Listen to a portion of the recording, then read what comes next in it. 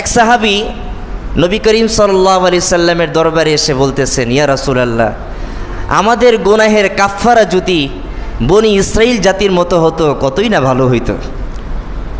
বনি ইসরাইল জাতির গুনাহের কাফফারা। তো সাহাবী আল্লাহ রসুলের সম্মুখে এসে আল্লাহ রসুলের কাছে তার নিজের আক্ষেপের বিষয়টা তুলে ধরছে।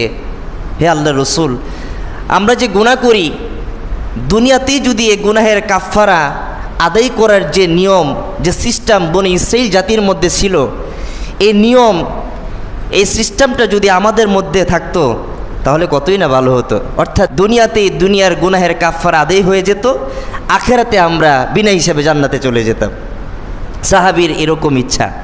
আল্লাহ রসুল সাথে সাথে আল্লাহর কাছে দোয়া করলেন, ওগো আল্লাহ, আমরা বনি ইসরাইল জিন্দিগির চাই না, এই চাওয়া আল্লাহ তুমি পূরণ করিও না।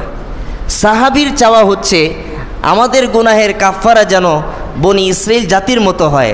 আল্লাহ রসুল বলছেন, ওগো আল্লাহ, বনি ইসরাইল জাতির মতো তুমি আমাদের জিন্দিগি দিও না।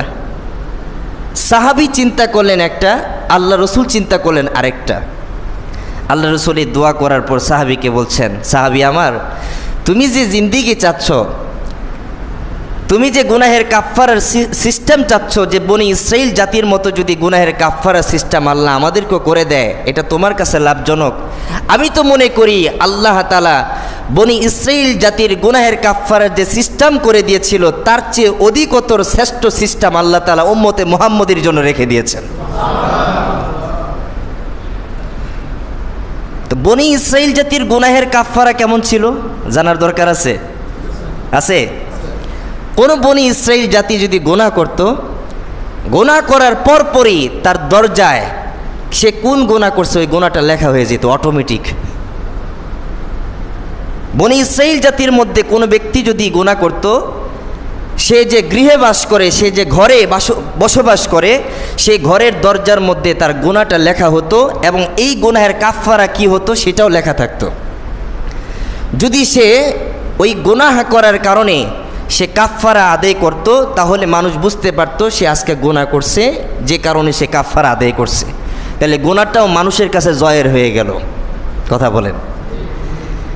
সে যখন কাফফারা আদায় করত, কাফফারা বলতে কি? জরিমানা।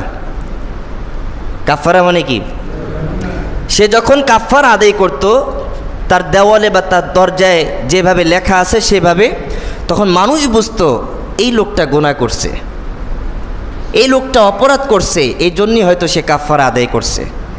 আর তার এই কাফফারা আদায় করাই মানে হচ্ছে তার দুনিয়াতে একটা গুনাহ হয়ে গেছে, আর তার ইহলৌকিক একটা শাস্তির কারণ হয়ে দাঁড়াইছে। আর কেউ যদি এই কাফফারা আদায় না করত, সে তার পরলৌকিক মানে পরকাল বরবাদ করে ফেলতো, এরকমটা বুঝতো মানুষ। তাহলে বোঝা যায় দুনিয়াতে কেউ গুনাহ করলে কাফফারা আদায় করলেও মানুষ বুঝতে পারতো সে গুনাহ করছে, কাফফারা আদায় না করলে বুঝতে পারতো তার আখেরাত বরবাদ হয়ে গেছে। তাহলে এই গুনাহটা কি বনি ইসরাইল জাতির ভিতরে আর গোপন ছিল না প্রকাশ হয়ে গেছিল? আল্লাহর নবী বলেন, তুমি সাহাবী যে জিন্দিগি চাচ্ছ, যে গুনাহের কাফফারা বনি ইসরাইল জাতির মতো হবে, এর চেয়ে উত্তম শ্রেষ্ঠতর শ্রেয়তর জিন্দিগি, গুনাহ থেকে পরিত্রাণ পাওয়ার রাস্তা আল্লাহ তাআলা উম্মতে মুহাম্মদের জন্য রেখে দিয়েছেন। উম্মতে মুহাম্মদের জীবন জিন্দিগিটা হচ্ছে বান্দা গুনাহ করবে, গোপনে নিজের প্রতি অত্যাচার করবে, আল্লাহর কাছে গোপনে তওবা করবে, সে আল্লাহকে ক্ষমাশীল পাইবে, সে আল্লাহকে কৃপাময় পাইবে। অর্থাৎ সে যদি গোপনে গুনাহ করে, গোপনে তওবা করে, আল্লাহ সাথে সাথে তার গুনাহ মোচন করে দেয়। এখন আমি যে আমার ঘরে বসে গুনাহ করলাম, আমি আমার দোকানে বসে গুনাহ করলাম, এই গুনাহটা যদি বাজারে গিয়ে প্রকাশ করি, এই গুনাহটা যদি পরিবেশে গিয়ে প্রকাশ করি, এটা তো আর গোপন থাকে না, থাকে না। আল্লাহ বলছে বনি ইসরাইল জাতির গুনাহ গোপনে ছিল না, গোপনে করছে গুনাহ, কিন্তু কাফফারা আদায় করার কারণে গুনাহ প্রকাশ হয়ে গেছে। তো সাহাবী আমার, জিন্দিগিটা এমন হলে ভালো নয়, জিন্দিগিটা এমন হলেই ভালো হয় যে গুনাহ করছো, গুনাহ পৃথিবীর কেউ দেখে নাই, একমাত্র আল্লাহ দেখছে। আবার আল্লাহর কাছেই তুমি আল্লাহর কাছেই তওবা করছো, আল্লাহ গোপনে গুনাহটা মাফ করে দিছে। এর চেয়ে উত্তম জিন্দিগি আর কোথায় আছে? এতে উত্তম গুনাহের কাফফারার কোথায় আছে? নবী করিম সাল্লাল্লাহু আলাইহি সাল্লাম ইরশাদ করেন, আমি তোমাদেরকে যা কিছু করতে বলি যথাসাধ্য তা পালন করার চেষ্টা করো। আমি তোমাদেরকে যা করতে বলি নাই তোমরা তা থেকে বিরত থাকো। জেনে নাও, তোমরা যদি একটা নেক কাজের নিয়ত করো, করার আগেই আল্লাহ তাআলা নেক কাজের নিয়তের কারণে আমল নামে একটা নেকি লিখে দেন।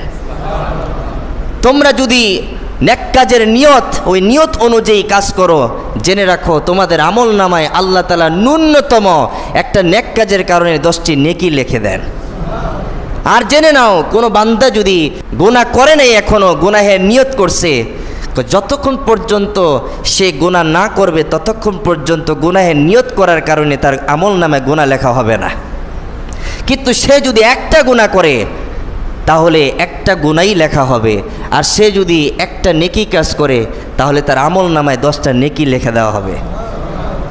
আল্লাহ রসুল বলছেন, এই জিন্দিগিটা উম্মতে মুহাম্মদীকে আল্লাহ তাআলা দান করছেন।